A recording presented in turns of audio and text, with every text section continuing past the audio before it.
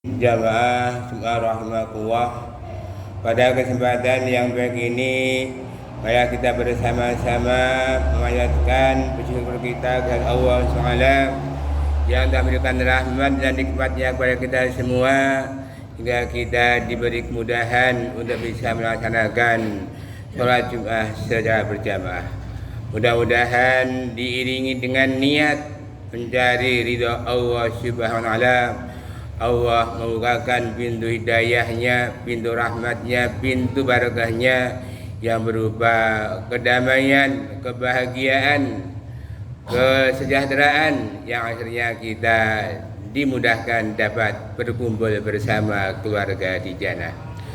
Shalawat dan salam kita aturkan kepada junjungan kita Nabi besar Muhammad sallallahu alaihi wasallam beserta keluarga dan sahabatnya yang senantiasa telah memberikan berbagai macam keteladanan dalam kehidupan sehingga kita menantikan syafaatnya sampai hari kiamat. Muslimin jamaah sholat Jumat rahimakumullah, waktu yang begitu cepat tak terasa bahwa hari ini hari Jumat tanggal 5 Januari 2024. Rasanya ketika kita berada di tahun 2023, rasanya belum banyak yang dapat kita kerjakan sebagai bekal untuk menghadap Allah Subhanahu wa Ta'ala. Maka dari itu, ketika kita sudah berada di tahun 2024, setidaknya kita ada peningkatan terhadap amal yang sudah kita laksanakan di tahun 2023, dan mari kita tingkatkan amal kita di tahun 2024. Sehubungan dengan hadis di atas, khutbah kali ini kami akan mengetengahkan yaitu 4 langkah mengisi tahun 2024. Muslimin jamaah sholat rahimakumullah, agar kita berada di tahun 2024 ini kita tidak sia-sia, maka kita memerlukan langkah agar kita bisa mendapatkan kebahagiaan dunia dan akhirat. Ada langkah yang pertama agar kita bisa mengisi tahun 2024 adalah kita islamisasi diri. Kita tahu bahwa kita sudah beragama Islam, tapi apakah kita sudah islamisasi diri kita, baik itu diri kita, keluarga atau masyarakat kita? Karena ketika kita sudah masuk ke dalam agama Islam, bukan sekedar melaksanakan sholat saja, bukan sekedar puasa saja, bukan sekedar tilawah saja, zakat, haji dan sebagainya, tapi ketika kita sudah masuk ke dalam agama Islam, itu adalah benar-benar Islam yang paripurna, Islam yang menyeluruh.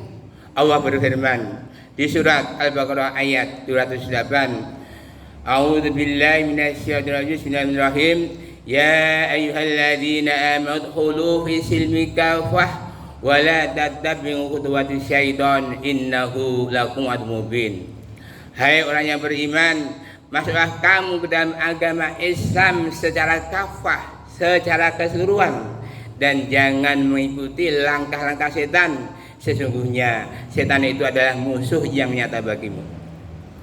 Ketika kita memahami agama Islam ibarat kita membangun suatu bangunan, di mana bangunan ada fondasi, ada dinding dan ada atapnya. Kita belum mengatakan aku punya bangunan tapi hanya tersedia batu bata saja, atau aku punya bangunan hanya tersedia yaitu batu bata dinding, atau juga aku punya bangunan rumah hanya tersedia atap saja. Itu belum dikatakan suatu bangunan. Yang namanya rumah ada fondasi, ada dinding, dan ada atapnya. Maka dari itu, sebagai fondasi daripada agama Islam, kita harus perkuat, yaitu arkanul iman, rukun iman yang 6, dan arkanul Islam, rukun Islam yang 5. Untuk itu semakin kita memahami mempelajari, memperkuat fondasi kita, maka kita akan semakin kuat di dalam berislam. Begitu juga yang merupakan dinding atau penopang agama Islam adalah sistem kehidupan yang kita hadapi ini. Jadi dalam agama Islam banyak sekali sistem kehidupan yang harus dipelajari sesuai dengan tupoksinya masing-masing. Yang ahli ekonomi silahkan terjun ke bidang ekonomi. Yang ahli politik silahkan terjun ke bidang politik. Yang ahli bidang pendidikan silahkan terjun ke bidang pendidikan. Yang ahli pertahanan silahkan terjun ke bidang pertahanan. Yang ahli kesehatan yang terjun ke bidang kesehatan. Yang jelas ini semua adalah pembagian tugas. Bagaimana posisi kita, tupoksi kita unggul di bidang mana. Maka itu ketika kita mempunyai latar belakang, mari kita isi agama Islam ini sebagai penopang dalam kehidupan ini.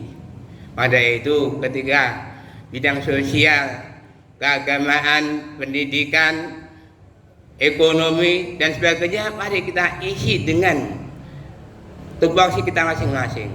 Karena manakala kita ingin menguasai sistem kehidupan, kita tidak mampu. Untuk itu mari kita mohon pada Allah agar kita diberi kemampuan, kesempatan untuk bisa menerapkan tupoksi kita masing-masing ini dalam mengisi agama Islam.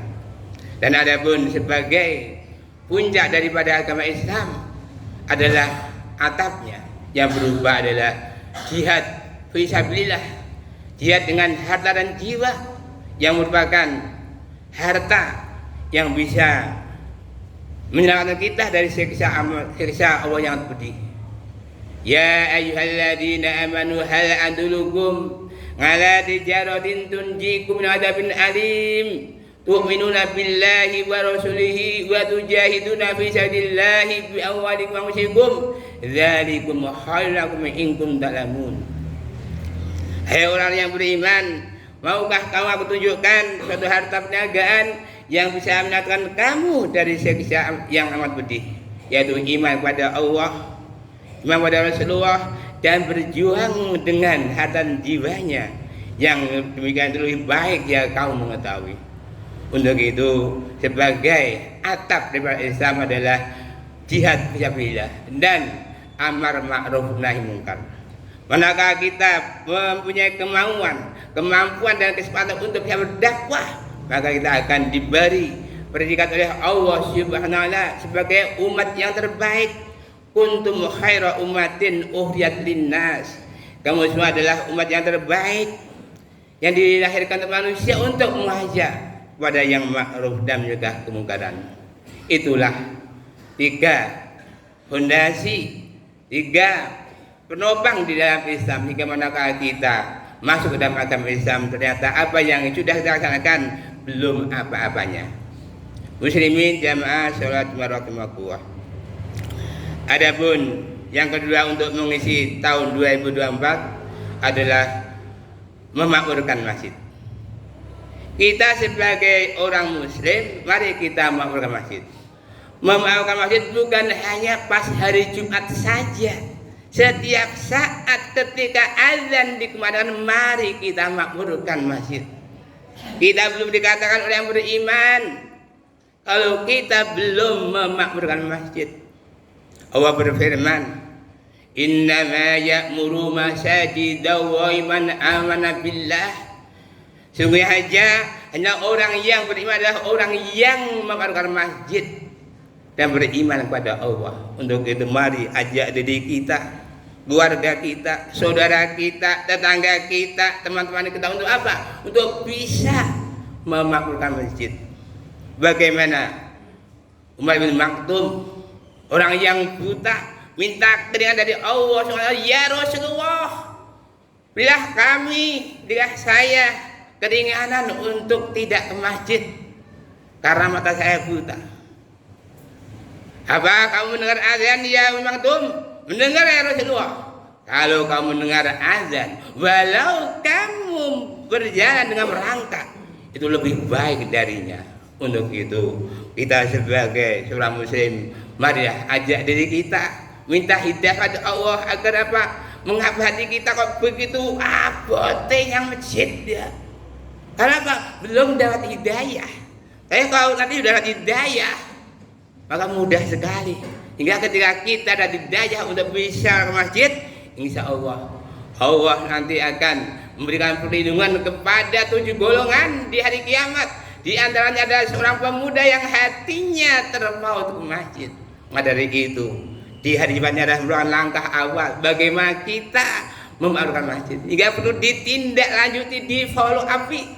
Hari sholat asar kita ke masjid, sholat maghrib kita ke masjid, isya ke masjid, subuh ke masjid. Insya Allah kalau kita setiap saat masjid, kalau tidak ke masjid, rasanya ada yang kurang, kita masuk kerugian. Dan Allah memberi petunjuk bagi orang-orang yang dikehendaki. Muslimin jamaah sholat Jumat rahimahullah.